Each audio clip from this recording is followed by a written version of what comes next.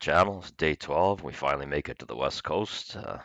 We went from Deer Lake to Cox's Cove and back for a total of 160 kilometers. So we had wanted to see three particular things, on this day: the Old Man's Pond, Goose Arm, get out to Cox's Cove, and so I'd looked originally at going up towards Cloudy Pond, down that way, coming back, but it was going to be a lot for one day. And we decided this trip we wouldn't do Le Mans Sinkhole and all that area, so we'll just leave all that for another trip. So what I had noticed was on Patrick's map showed this trail going the south part of Old Man's Pond, and but I don't believe he's traveled it. So I had gone onto a couple local Facebook groups and asked anybody if they knew about that trail, and I got some information back. Found out it was actually called Camp Road 10, and it turned out to be one of my favorite trails of the whole trip. It had just been recently worked on over the last year prior to us going there. There's a lot of elevation changes, a lot of good scenery, and just it was just a fun ride. So that was good. It's about 23 kilometers or so. So we did that, and what you'll see here on the map is that's that road between the two white lines. You have to be pretty careful about finding the entrance to that trail. It is just got a small sign, but there's a lot of turns and stuff before you get to that. So you can always, if you want a more detailed view, Patrick's map will show you how to get there. You can also just look up my name on Wikiloc. My trails for this whole trip are on that as well. So we did that trail, a lot of fun, and from there we went up, stopped into Old Man's Pond, then went down to Goose Arm, and then out to Cox's Cove, and then just straight back without any stops after that. Yeah, I should also mention that other than Camp 10 Road and the trail down to Goose Arm, all the rest of the trails that you see there that day are all just fairly fast, open, two-lane dirt roads, so pretty quick traveling on those sections. So here's a picture, one of the higher spots on that Camp 10 Road, some great vistas, and yeah, this obscure little bus along the way too is kind of funny. Anyways, so here we are on that trail, and partway along the trail we came across two guys with their kids and had a chat with them. I believe they said they were from Pasadena, so we just decided to follow them for a while, and we were there heading to Cox's Cove as well. They gave us a lot of info, different ways we could go back. We could head down to Pasadena, but we did get some information off them for when we went from Deers Lake to Corner Brook, which would be the following day after this. So yeah, we stopped, chatted with them for a while. Good guys, and they had lots of questions about what we were up to in our trip. So yeah, it was good to meet up with them. So hopefully they'll catch part of this video.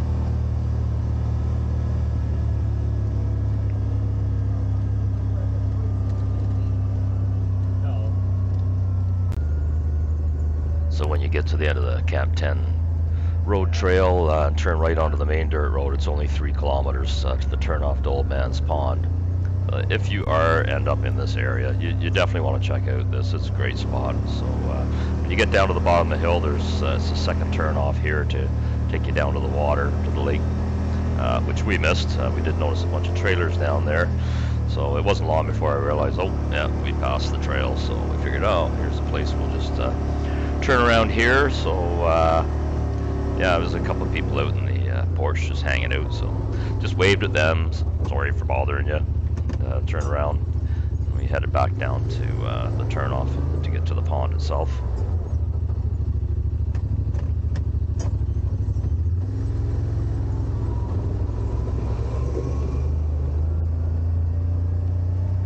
So one of the guys that was sitting on the porch, you'll see in a little while when he came booking down after us, but we did find out from him that all these trailers here are actually just squatting. They're not even really supposed to be there, but nobody does anything about it. This is over the years, so I guess he's been there for about 20 years up in his cabin there. So he said just slowly people started making some clearings and putting all these trailers in, but they're really not supposed to be there, but no one does anything about it. So it's that was just a little bit of tidbit of info on the area. So he also did tell us that when we turn right here, you'll see that we'll do a UE because the water was too deep to go through there. But there are some cabins down the lake, and they're privately owned. But he goes that they've come across people over the years who just decided, hey, let's just stay in this cabin. It's not even theirs. So yeah, some people.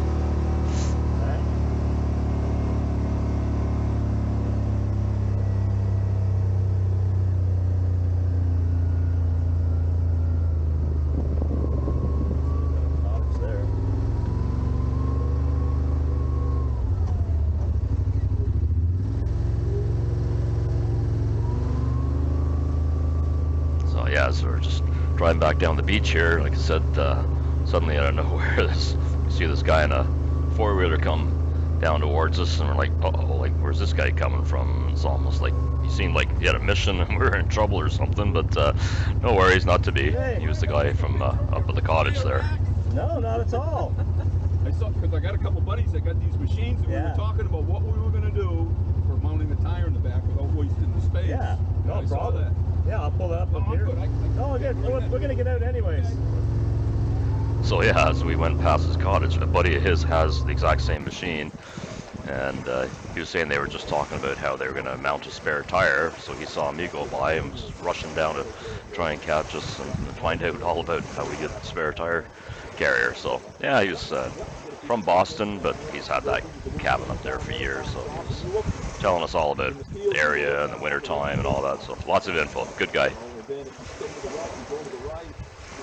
But like I said, really nice spot. This is beautiful. Pictures don't do it justice. So if you are around this trail, definitely come down and check it out. Again, we had a nice, beautiful day again, nice and warm, and just could have chilled here for a couple more hours for sure, but we had to get going. So told Mark here, get in front of the camera, make some waves. Could have gone a bit faster, try and clean up the machine, but I guess if he'd gone too quick, he would have soaked Denise. Anyways, lots of fun. So we back up the trail from Old Man's Pond. It's not long traveling down the dirt road till you hit the trail down to Goose Arm. And yeah, this is what the road looks like, but man, does it get steep. You'll see there's a village coming up, and you'd want to have four-wheel drive. Anything more than dry weather, I don't know, it could get sketchy going up. So it's hard to tell, get the camera view, but try my best here to show just how steep this is. And a little after, and a little later on the video, when we leave, you'll see how quickly we rise up above the roofs of the cottages and cabins that are down there.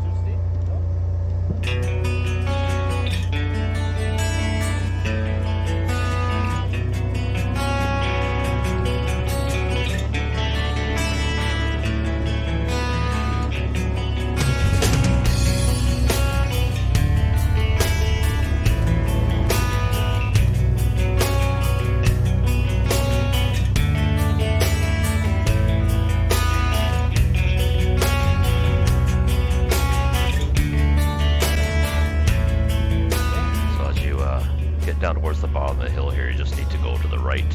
We went to the left, but you can only go a short distance before you have to turn around as the road just ends. So just take that road to the right there, and you'll see we'll just be coming back around there in a second. Then you just go right down past that house, right through the water. This is actually a big bay, so it's part of the ocean here, so here now it's salt water. But, yeah, so you just drive past there and go right down the beach down to the end. You'll see that's coming up.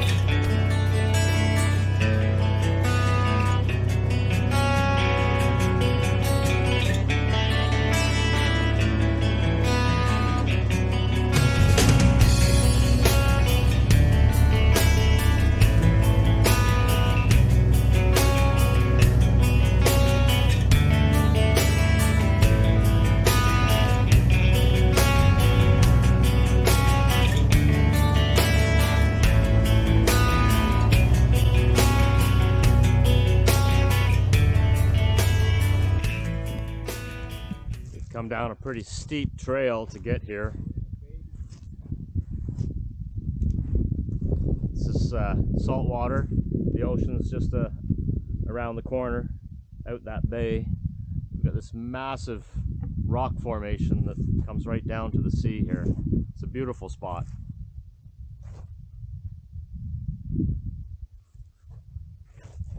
Mark and Denise picked up lobster last night. We had lobster rolls for dinner, and the other half is lobster rolls for lunch.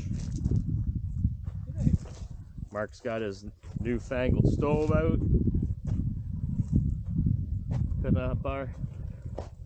heating up our buns. Hashtag living my best life. Oh, fuck off with your hashtag this, Jack. Couldn't resist. It's on video.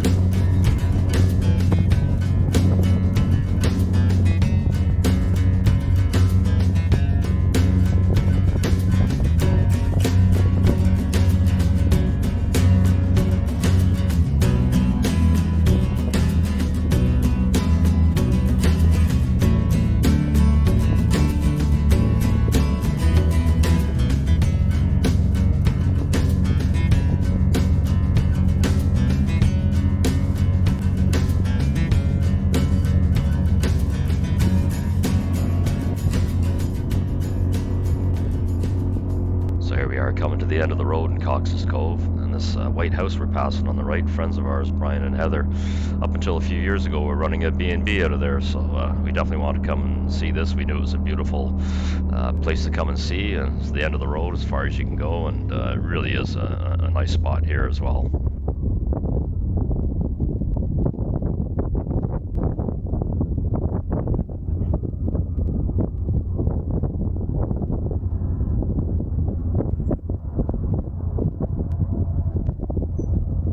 So an older resident of Cox's Cove came pulling up here. He saw us go driving by, so he hopped in his fancy North Star Ranger and came up and talked Mark's ear off for the whole time we were there.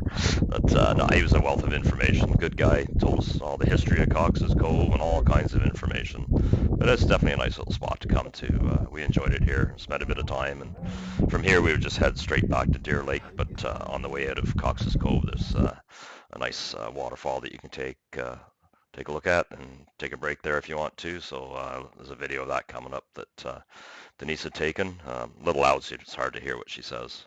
But yeah, just another picture coming up here. Brian and Heather's B&B that they owned. Now we are at Cox's Cove Falls, just a few minutes north of Cove. People can swim here,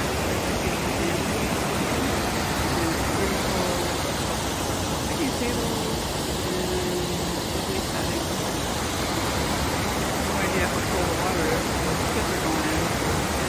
Beautiful.